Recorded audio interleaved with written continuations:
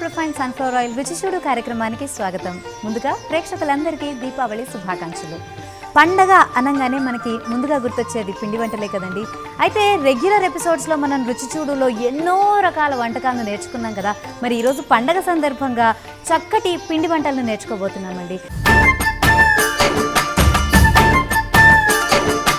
మరి పిండి వంటల్లోని ఎన్నో రకాలను మీకు పరిచయం చేయడానికి నేను వచ్చేసాను తిలక్ నగర్ బతుకమ్మ కుంటలో ఉన్న శ్రీలక్ష్మి తెలంగాణ పిండి వంటల తయారీ కేంద్రానికి. మరి ఈనాటి ఎపిసోడ్లోని ఈ పిండి వంటల తయారీని మీరు చూడండి, నేర్చుకోండి, ఇంట్లో ట్రై చేయండి.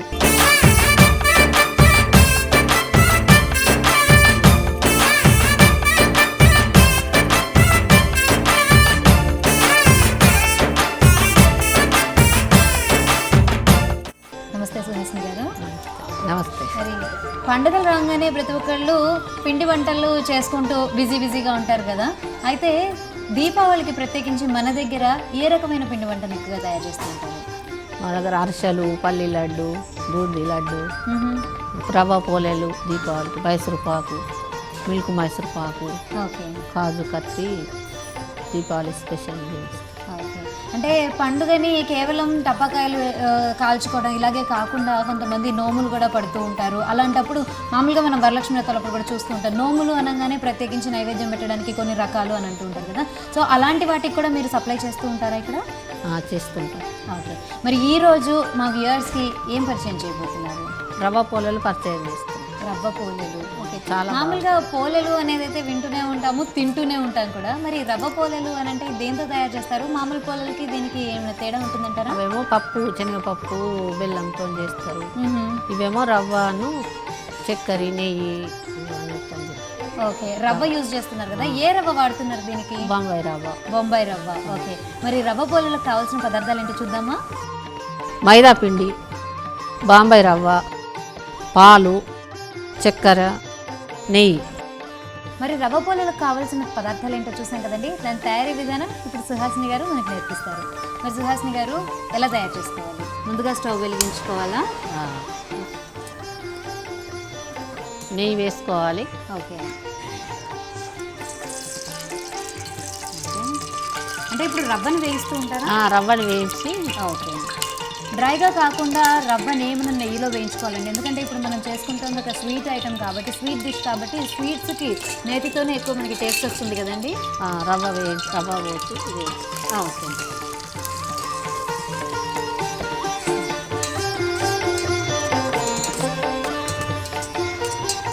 నెయ్యిలో వేయగానే చక్కటి గుమగుమనే వాసన వస్తుంది కదా. కలుపుకుంటూ ఉండాలేమో. కలిపి కొంచెం వేగిన వాళ్ళే వాటర్ పోసుకొని, వాటరు, పాలు. Okay.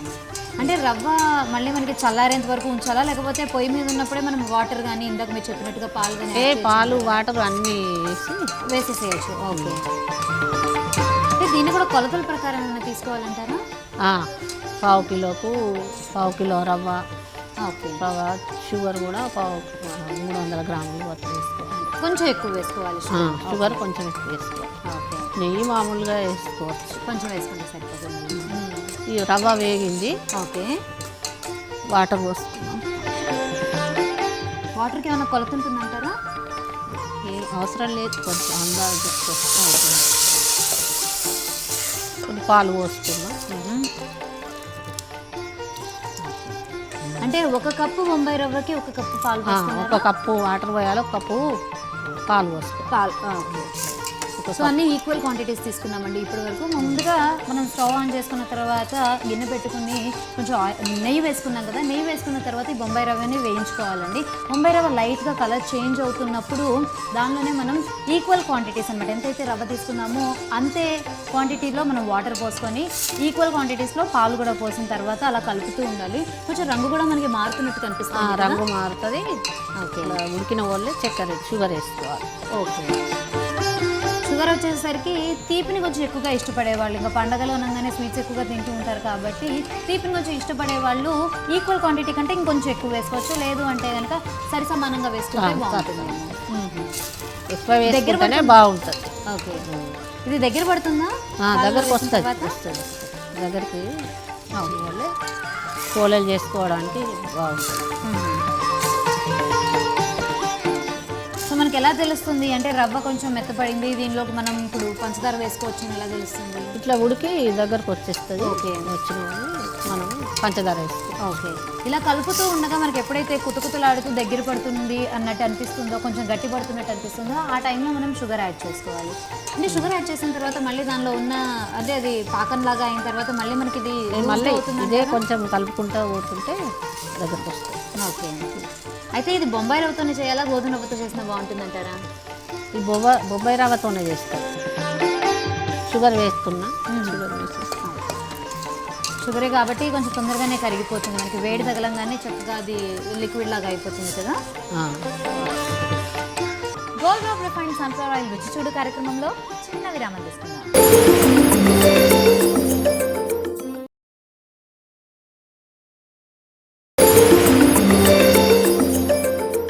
Welcome back to gold drop refined sunflower oil రుచి చూడు.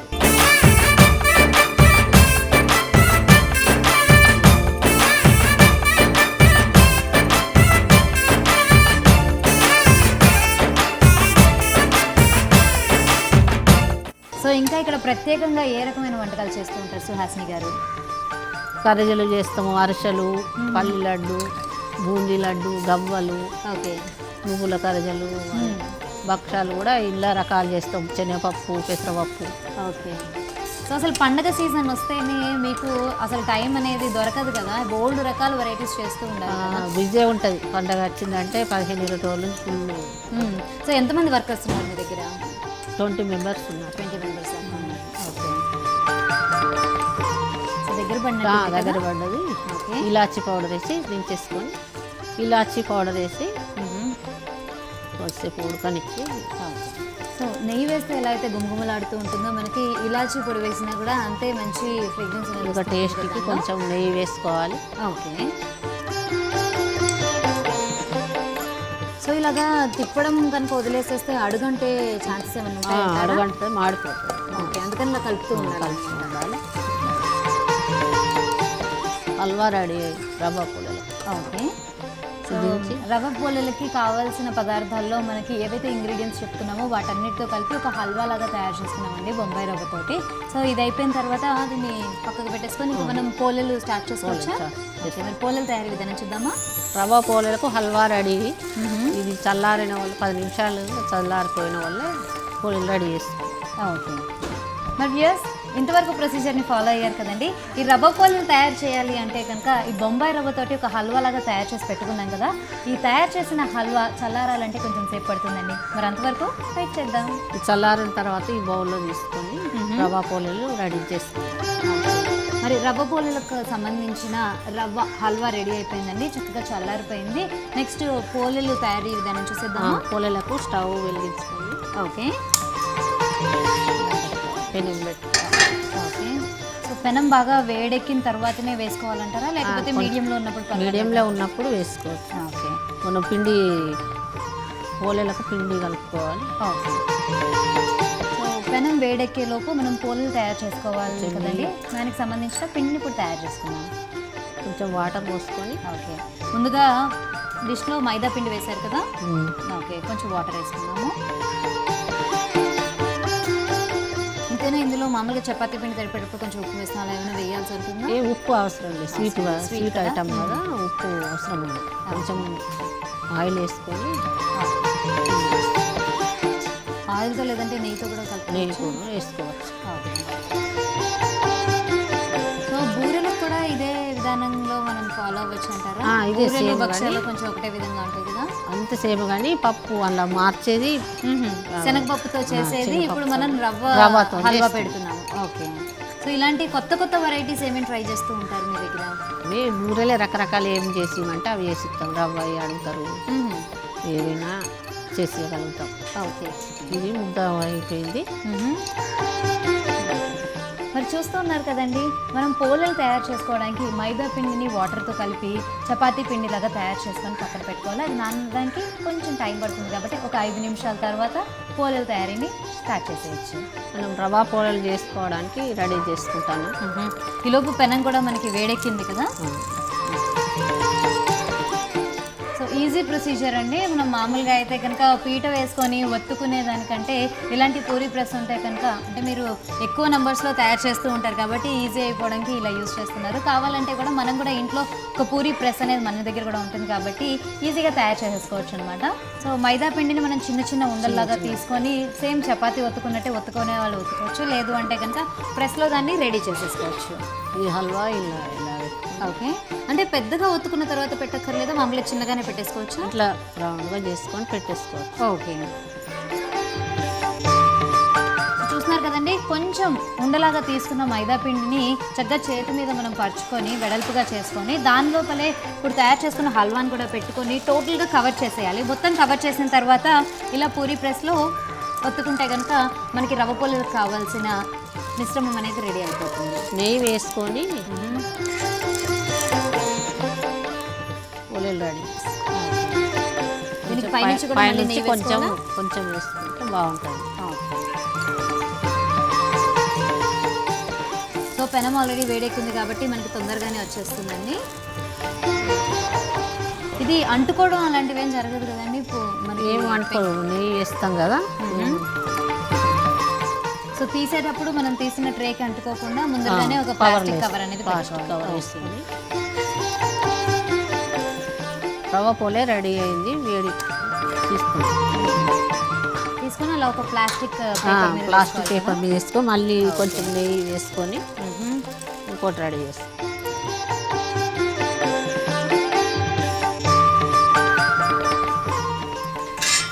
రాజేశ్వరి రవ్వ పోలేలు రెడీ అయినాయి, రుచి చూసి చెప్పండి టేస్ట్.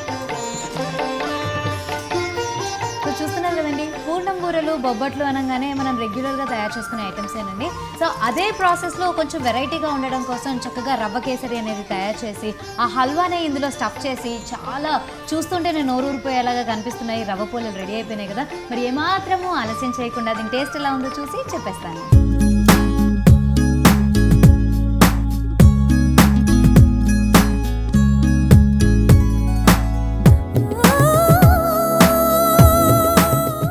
యమ్మీగా ఉందండి, చాలా బాగుంది. రెగ్యులర్గా మనం హల్వాని విడివిడిగా తింటూ ఉంటాం కదా, అలా కాకుండా హల్వాని దీనిలో స్టఫ్ చేసుకుని తింటే కనుక చాలా టేస్టీగా ఉంది. అండ్ ఇందాక మనం ప్రిపరేషన్ స్టార్టింగ్లో ఈ హల్వాలోకి ఇలాచీ పొడి వేసాం కదా, అది కూడా తగులుతూ చాలా బాగుంది. అండ్ పైనుంచి ఏదైతే నెయ్యి వేసుకుంటున్నామో చాలా టేస్టీగా ఉందండి. కావాలనుకుంటే దీన్ని తినేటప్పుడు కూడా మధ్యలో కావాలంటే మనం ఇంకా నెయ్యి కూడా యాడ్ చేసుకోవచ్చు. ఎక్కువ స్వీట్గా లేకుండా చాలా టేస్టీగా ఉందండి. డెఫినెట్గా మీరు కూడా ఇంట్లో ట్రై చేసి రుచి చూడాలి.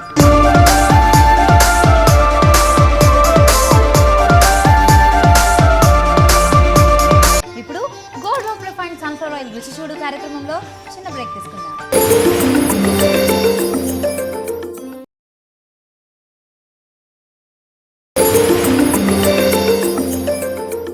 Welcome back to gold hope refined sunflower oil రుచి చూడు.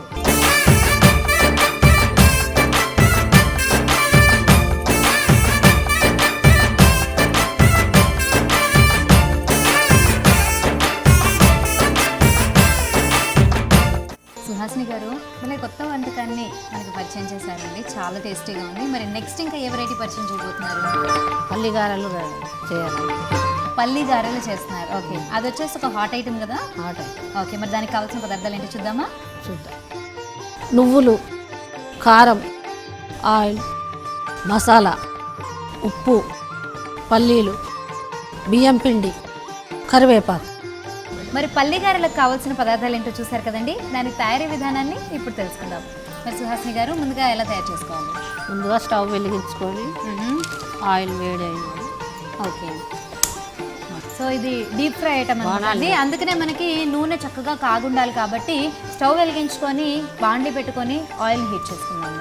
బాండ్లీ వేడెక్కినట్టుంది కదా, ఆయిల్ వేసేసుకుందాం. ఓకే,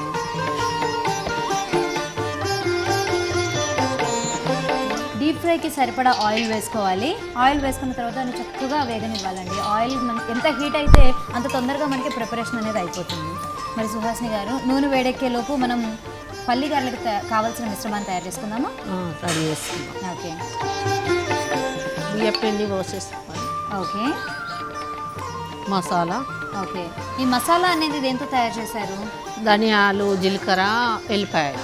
ఓకే, ఓకే, ధనియాలను మామూలుగా పొడిగా వేయించారా? పొడిగా వేయించి జీలకర్ర ఎల్లిపాయలు ధనియాలు వేయించి ఓకే, మిక్సీ చేసి చూస్తున్నారు కదండి. ఈ పల్లి గారెల్లో కావాల్సిన మసాలాని ధనియాలు అలాగే జీలకర్ర వెల్లుల్లిపాయ మూడింటిని కూడా పొడి పొడిగా డ్రైగా రోస్ట్ చేసుకొని మిక్సీ పట్టుకుంటే కనుక మనకి ఈ విధమైన ఒక మసాలా తయారవుతుంది. దీన్ని కూడా మనం బియ్య పిండిలో యాడ్ చేసుకోవాలి. ఓకే, తర్వాత పల్లీలు వేసి పల్లీలు. ఓకే, ఈ పల్లీలు కూడా మనకి డ్రైగా ఫ్రై చేసిన పల్లీలేనా? ఫ్రై చేసి వేయించుకొని. ఓకే, సో పల్లి గారెలు అంటున్నారు కాబట్టి ఈ పల్లీలే కొంచెం ఎక్కువ మోతాదులో తీసుకోవాలి కదా. పల్లీలు ఎక్కువ ఓకే, నువ్వులు,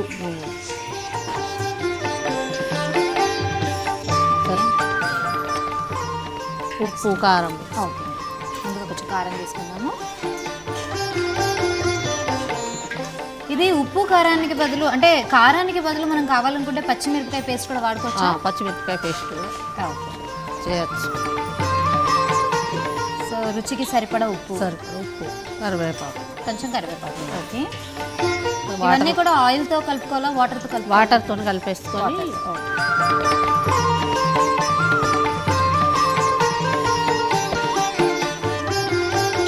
సో ఇలాగా మిశ్రమాన్ని తయారు చేసుకున్న తర్వాత వీటిని ఒత్తుకొని నూనెలో వేయించుకోవాలి కదా. ఈ లోపు మళ్ళీ ఏమైనా కొంచెం సేపు నానాలంటారా లేకపోతే డైరెక్ట్గా చేసేసుకోవచ్చా? నానడం వస్తుందండి.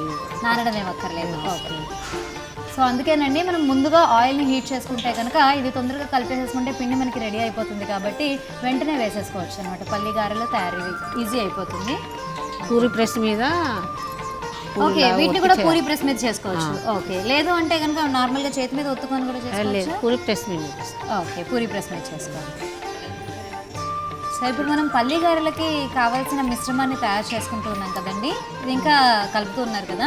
అయితే పల్లి గారెలు అనగానే మనకి నార్మల్గా గారెలు అనేవి వింటూ ఉంటాం. పల్లి గారెలు అంటే కొంచెం కొత్తగా ఉంది. సో ఇలా పల్లీలతో ఇంకా ఏమైనా వెరైటీస్ తయారు చేస్తూ ఉంటారా? పల్లి లడ్డు చేయొచ్చు. పల్లి లడ్డు. పల్లి లడ్డు. ఓకే, అది స్వీట్ ఐటమ్ కదా. Sweet item. ఎలా తయారు చేస్తారు? పల్లి లడ్డు పల్లీలు వేయించుకొని పాకం తీసుకోవాలి. కిలో పల్లీలో కిలో బెల్లం వేసుకొని పాకం రెడీ చేసుకొని పల్లీలు ఎక్కువ వేయించుకొని ఉండాలి చేసి పాకం పట్టుకో ఉండాలి చేసి. ఓకే, చాలా ఈజీ ప్రాసెస్ అన్నమాట.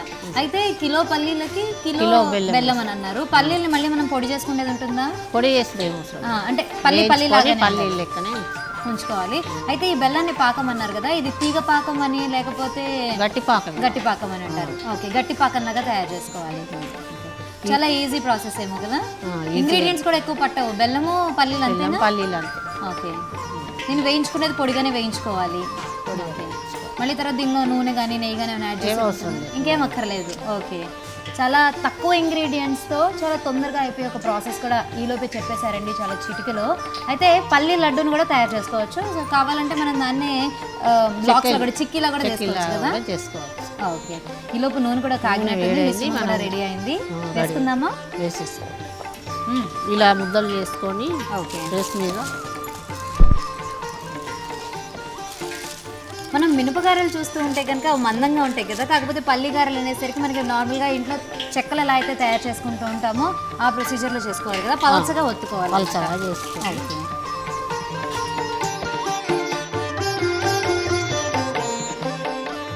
సో కావాలంటే కనుక మనం ఆయిల్ ఇంకా హీట్ ఎక్కే లోపు ప్రొసీజర్ చాలా తక్కువగా ఉంది కాబట్టి ఎక్కడ పిండి నానాల్సిన అవసరం కూడా లేదు కాబట్టి ఈ లోపు మనం చెక్కలు అనేవి తయారు చేసుకొని పెట్టేసేసుకోవచ్చు. తర్వాత ఆయిల్ ఒకసారి బాగా హీట్ ఎక్కిన తర్వాత ఒకటేసారి డీప్ ఫ్రై కూడా చేసేసుకోవచ్చు.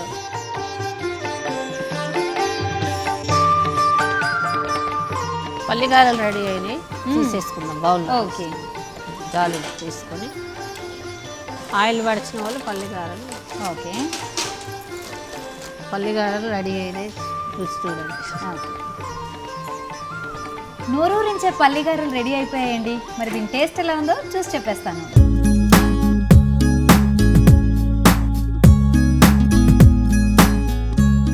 చాలా టేస్టీగా ఉందండి.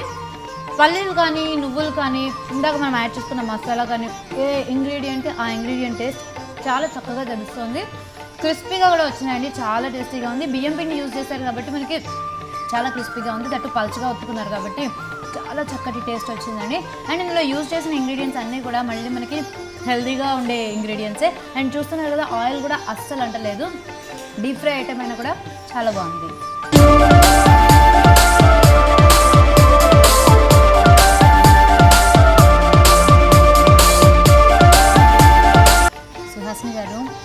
పరిచయం చేసిన 2 ఐటమ్స్ చాలా టేస్టీగా ఉన్నాయండి. పనిలో పనిగా మీరు 3వ ఐటమ్ కూడా చాలా తొందరగా అయిపోయే పల్లి లడ్డూలు కూడా చాలా చక్కగా ఈజీ ప్రాసెస్లో చెప్పేశారు.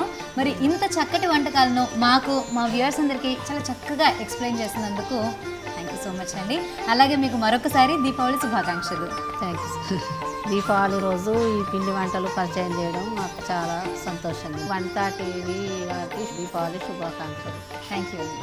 మరి వ్యూవర్స్, శ్రీలక్ష్మి తెలంగాణ పిండి వంటలు వారు నేర్పించిన కమ్మటి పిండి వంటలు మీరు కూడా నేర్చుకున్నారు కదండి. మరి ఈ పండుగ పూట మీరు కూడా ఇంట్లో ట్రై చేసి రుచి చూడండి, ఆస్వాదించండి.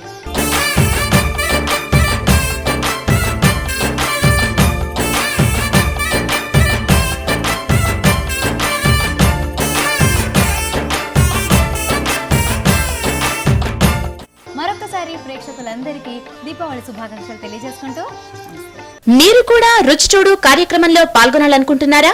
అయితే మీరు సంప్రదించాల్సిన ఫోన్ నంబర్ 9010230555. సమర్పించిన వారు Gold Drop Refined Sunflower Oil.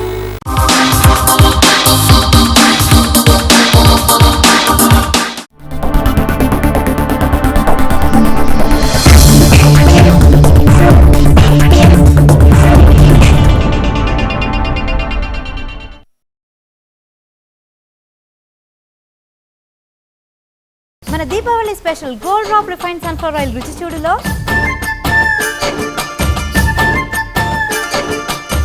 కమ్మటి స్వీట్ ఐటమ్స్,